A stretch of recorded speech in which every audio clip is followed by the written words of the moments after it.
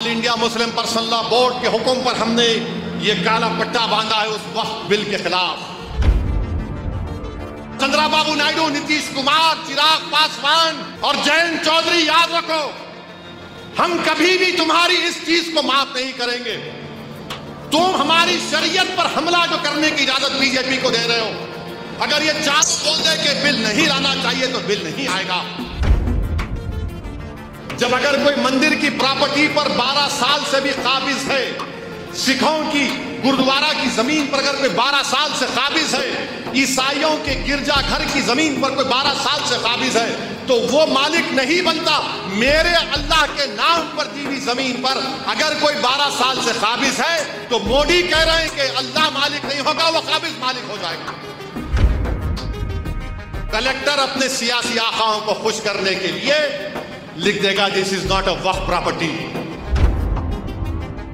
अरे अगर तुम्हारे टीवी स्टूडियो को जो नोएडा में अगर कोई बोल दिया कि ये तुम्हारा नहीं है, गवर्नमेंट का, तुम क्या करोगे? चुड़िया पहन के बैठ जाओगे? नहीं, मुस्लिम वुमेन का एम्पावरमेंट होना, आप कैसा बच्चों का हक मार देते, अपना हक मार देते। अच्छा, हम हक मारते, जो अपनी जोरों का हक मार के बैठा हुआ है उसको क्या बोलेंगे आप?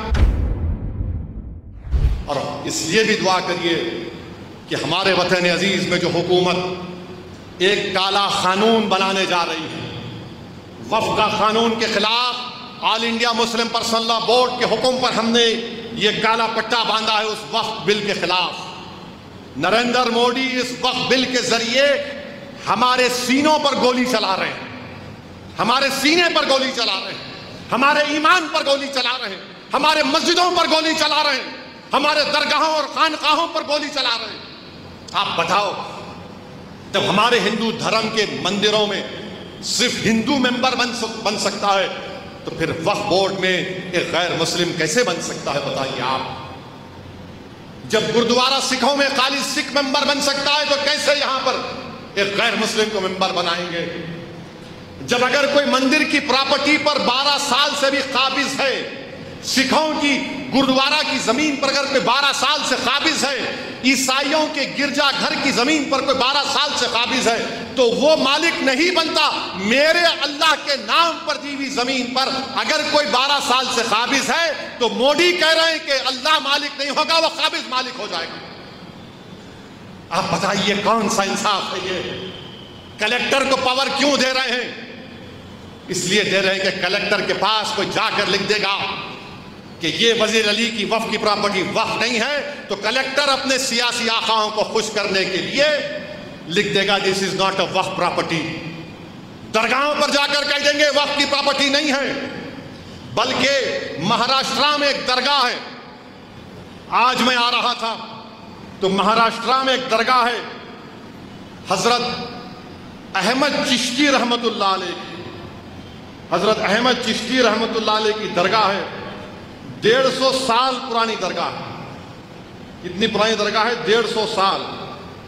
यह है रुहीवी एक इलाका है, हजरत अहमद चिश्ती रहमतुल्लाह अलैह की दरगाह, 150-200 साल पुरानी दरगाह।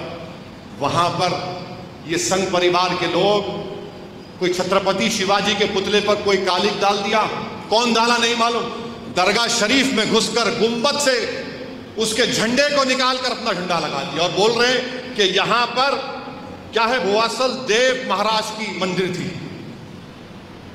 ये कर रहे हैं। और ये बीजेपी वाले बोलते हैं नहीं नहीं, ओवैसी भटका रहा है, ओवैसी भड़काऊ भाषण दे रहा है। अरे ये हुआ नहीं हुआ बताओ मेरे को। पार्लियामेंट के सामने एक मस्जिद है, पार्लियामेंट के सामने किसकी मस्जिद है? वो गवर्नमेंट बोलती हमारी मस्जिद है, दिल्ली वक्फ बोर्ड बोलता हमारी है। कल कलेक्टर को पावर मिलेगा तो कलेक्टर पागल है, मोदी के खिलाफ जाएगा कलेक्टर लिख के दे देगा this is not a waqf property, ये गवर्नमेंट प्रॉपर्टी। गई आपकी मस्जिद। उस बिल में एक प्रोविजन है कि अगर कोई भी जायदाद पे लिख दिए कलेक्टर को ये वक्फ नहीं है, तो कलेक्टर अगर इंक्वायरी ऑर्डर कर दिया तो जब तक इंक्वायरी मुकम्मल नहीं होती वो वक्फ की प्रॉपर्टी नहीं रहेगी। अरे भाई, जो हिंदू धर्म में है, जो सिख धर्म में है, वो हमको भी दो ना आप। जब उनके लिए अच्छा है तो हम हमारे लिए खराब कैसे हो जा रहा हो वो बताओ। तो मकसद एक ही है कि जायदादों को हासिल कर लिया जाए। इवैक्यू प्रॉपर्टी है, जो लोग पड़ोसी मुल्क को जाने से पहले वक्फ को जमीन दे दिए, हरियाणा में लाखों एकड़, हजारों एकड़ वक्फ की प्रॉपर्टी है, उससे पैसे आते। इवैक्यू प्रॉपर्टी का सेक्शन उड़ा दिया, सेक्शन ही उड़ा दिया इवैक्यू प्रॉपर्टी का।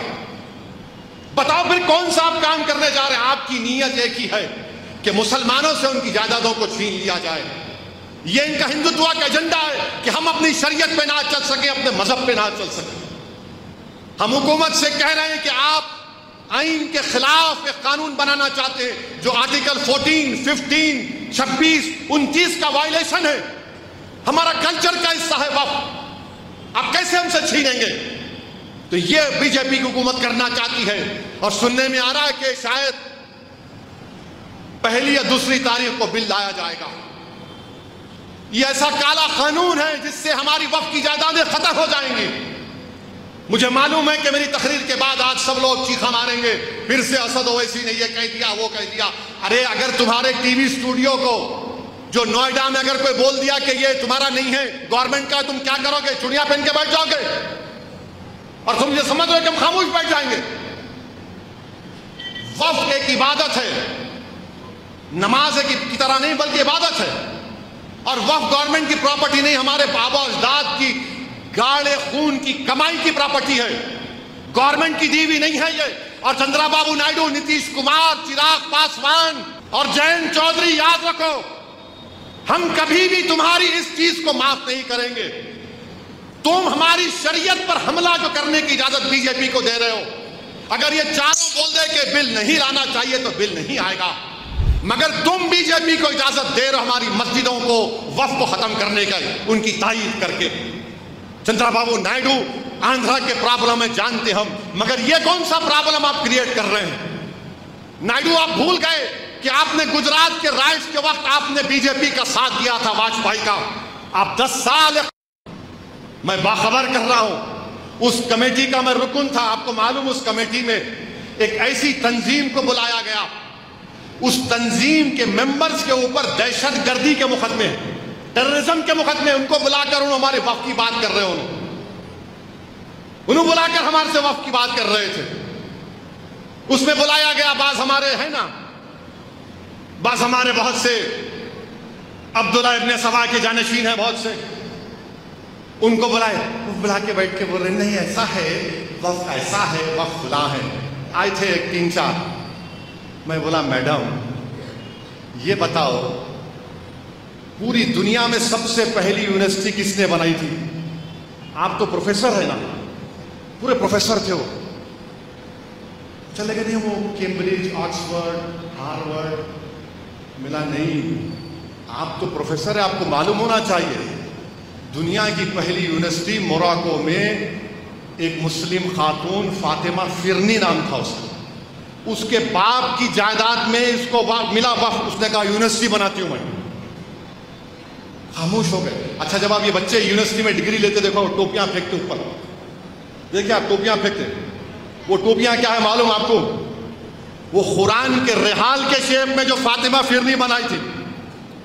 आज ऑक्सफोर्ड, कैम्ब्रिज में जो बच्चे डिग्री लेके वो सर पे टोपी फेंकते डिग्री लेने के बाद, वो कुरान का रिहाल है, हम दिए गए, इनको नहीं मालूम। नहीं, बच्चियों का हक कैसे मार खा जाना? अरे बच्चियों का हक नहीं मार खा रहा उसमें, ना बच्चियों का मार खा रहा, ना बेटों का मार खा रहा, बल्कि बेटी भी मुतवल्ली हो सकती, ना बेटी भी मुतवल्ली हो सकती वक्फ औलाद की। मकसद क्या है? उससे छीन लेना। नहीं, मुस्लिम वुमेन का एम्पावरमेंट होना। आप कैसा बच्चों का हक मार देते, अपना हक मार देते। अच्छा, हम हक मारते, जो अपनी जोरू का हक मार के बैठा हुआ है उसको क्या बोलेंगे आप? अब रोजे की हालत में ज्यादा तशरीह नहीं कर सकता हूं, समझ जाना। नहीं, बच्चों का अपना बड़ा हक मार देते। सालार बोलते थे, मां से बढ़ के चाहिए पापा कुटनी कहलाई। हमारी बच्चों से आपकी इतनी मोहब्बत है। अच्छा चलो, मान लिया तुमको मोहब्बत है, तो फिर मोहम्मद शरीफ की बेवा तुमसे पूछ रही आज कि उन्नाव में वो सऊदी अरब में 12 साल से पानी डालता था, वापिस आया तो उस पर जबरन होली फेंके, वो इनकार किया तो पीट दिए, मर गया। उसकी बीवी और एक बेटी यतीम हो गई, उससे मोहब्बत करो। उन्नाव में क्या किए योगी चीफ मिनिस्टर? क्या किए? मरने वाले के साले के साथ 112 लोगों पे मुकदमा। मोहम्मद शरीफ मर गया, होली डाले, बोला मत डालो, पीट दिया उसको, मर गया। अच्छा, हैरत अंगेज बात यह है कि 2 दिन में पोस्टमार्टम रिपोर्ट भी आ गई, पीएमआर रिपोर्ट 2 दिन में आती नहीं, मगर यूपी में मामला तेज है, 112 लोगों पे केस बुक हो गया। बच्चियों की बात आप करते हैं ना, तो नागपुर में इरफान अंसारी एक वेल्डर है, इटारसी जा रहा था स्टेशन को, गड़बड़ हो गई, भीड़ ने इतना मारा उसको, उसके सर पे चोट आई, दवाखाने में बयान दिया, उसके बाद मर गया। उसके 6 बच्चियां हैं। अब बोलो कौन मोहब्बत करेगा इरफान अंसारी से?